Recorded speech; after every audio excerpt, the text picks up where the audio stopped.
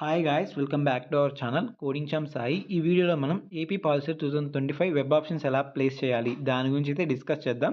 ఈ వీడియోలో మీకు ఫుల్ డీటెయిల్గా ఎక్స్ప్లెయిన్ చేస్తాను. స్కిప్ చేయకుండా చూడండి.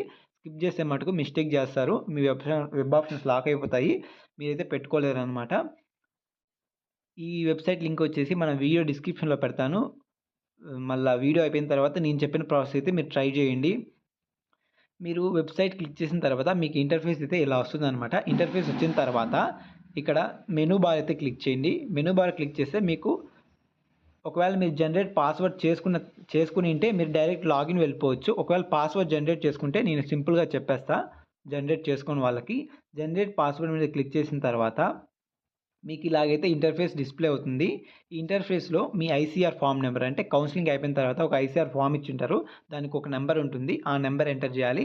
నెక్స్ట్ వచ్చేసి ఏపీ పాలసీట్ హాల్ టికెట్ నెంబర్, ఆ నెక్స్ట్ వచ్చేసి ర్యాంక్ అనమాట, పాలసీట్లో మీకు ఎంత ర్యాంక్ వచ్చింది, అండ్ అలాగే మీ డేట్ ఆఫ్ బర్త్. ఈ క్యాప్చా ఎంటర్ చేసి జనరేట్ పాస్వర్డ్ మీద క్లిక్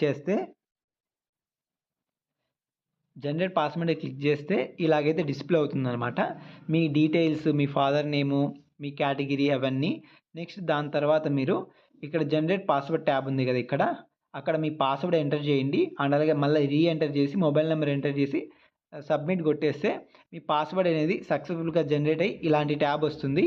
దాని తర్వాత మీరు ఇలా వచ్చిందంటే పాస్వర్డ్ సక్సెస్ఫుల్గా జనరేట్ అయినట్టే. అప్పుడు మీరు వెబ్ ఆప్షన్స్ పెట్టుకోనికి వెళ్ళచ్చు. ఆ తర్వాత లాగౌట్ అయితే క్లిక్ చేయండి.